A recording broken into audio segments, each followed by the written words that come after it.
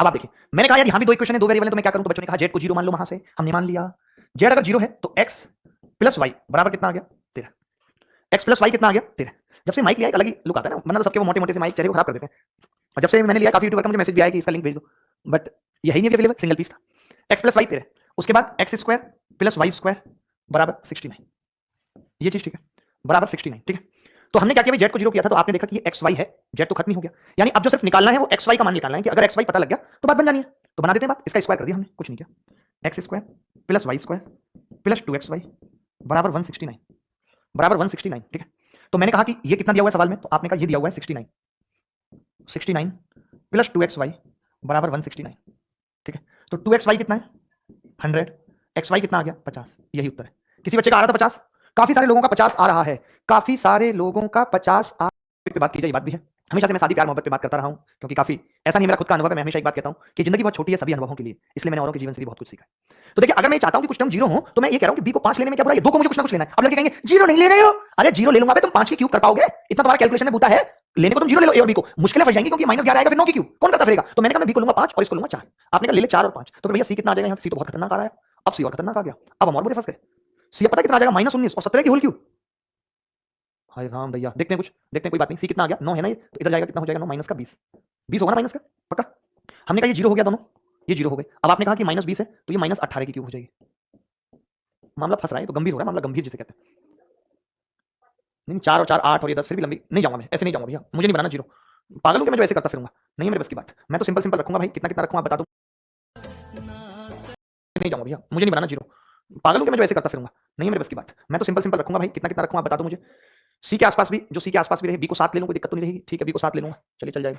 ए को कितना ले लूं? -1 ले लूं, तब भी बहुत ज्यादा हो जाएगा। वैसे तो सवाल का उत्तर जीरो आएगा, मैं इतना जानता हूं कि सवाल का उत्तर जीरो आएगा, इसका मतलब मैं पहले भी ठीक कर रहा हूं, मैं सही कर रहा हूं। देखो मैं वैसे ही करके दिखाऊंगा। अब मैंने इसको लिखा 5, इसको लिखा 4, तो ये सी कितना आ गया? -20। अब मैंने यहाँ पुट किया तो ये आया 0 + 0। आप कहेंगे यहाँ पे रखोगे तो ये -18 की क्यूब आ जाएगा, -18 की क्यूब। अब ये माइनस का 3, अब देखिए इधर देखिए ध्यान से, माइनस का 3। ए + 4 कितना होगा?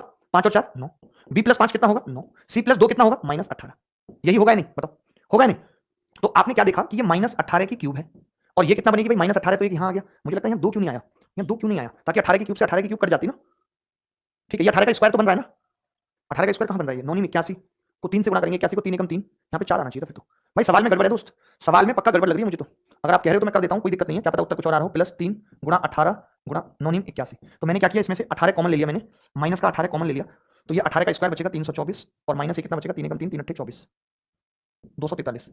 क्या ऐसा कोई ऑप्शन आपको दिख रहा है कि जो 18 का मल्टीपल है? इसका मतलब सवाल गलत ले लिया इन्होंने, कुछ तो इन्होंने गड़बड़ किया सवाल में ना, गड़बड़ किया कुछ ना कुछ सवाल में मेरे हिसाब से तो। a-4 b-5 a + b + c, c-2 होगा सवाल में।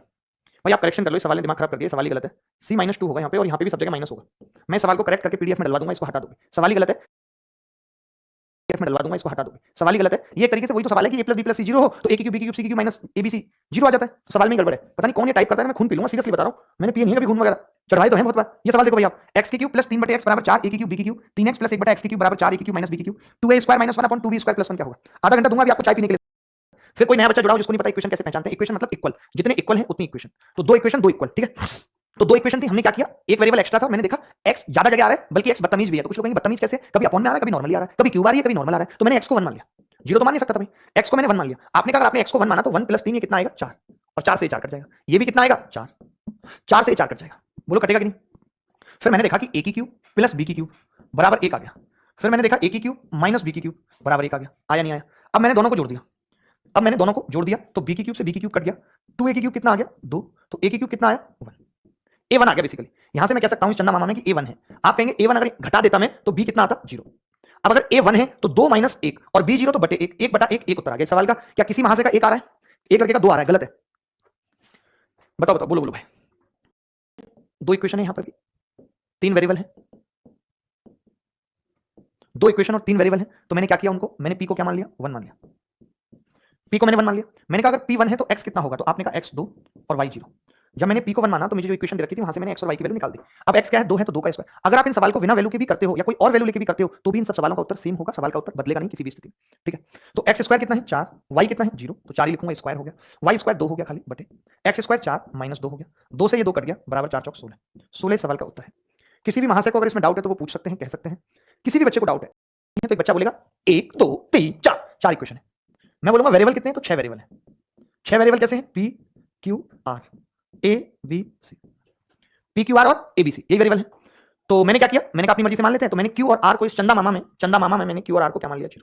आप कहेंगे आप बड़े मस्त आदमी हो, आप क्यू और आर को 0 मान लेते हो, हमारी मुश्किलें खत्म हो जाती हैं। कैसे? जब मैंने ये माना तो ए 0 हो गया इस वाली इक्वेशन में, बी पी हो गया और सी भी पी हो गया नहीं। पहली वाली इक्वेशन में अगर मैंने माना तो पी की क्यूब कितना आ गई, 5 आ गई। नजदीक में ले जाऊंगा नहीं तो इसमें लिखूंगा पता ही नहीं चलेगा, पी की क्यूब 5 आ गया। अब आप कहेंगे कि अगर ए 0 हो गया तो ये खत्म और ये खत्म, बचा बी की क्यूब यानी पी की क्यूब, सी की क्यूब यानी पी की क्यूब, तो ये आ कितना गया, 2 पी की क्यूब आ गया। अब पी की क्यूब है कितना, 5, तो 2 गुणा 5 बराबर कितना आ गया, 10। 2 गुणा 5 कितना आ गया, 10। यही सवाल का उत्तर है। और पावर 4 करते ही उसका जमाना निकल जाएगा, मैं सच बता रहा हूं। क्यूब करेगा बेचारा, 4 करेगा, क्यूब करेगा, 4 करेगा, क्यूब करेगा, 4 करेगा और निकल जाएगी उम्र। हम तो कह देंगे एक इक्वेशन में बेटा बी को 0 कर देना, जैसे बी को 0 बोलेंगे वैसे काटता चला जाएगा, ये लो। और फिर बोलेगा गुरुजी ए 1 बचा है 1 और यहां पे 1 1 1 0, उत्तर बता। इसलिए सिखाया मैंने आपको ये मेथड।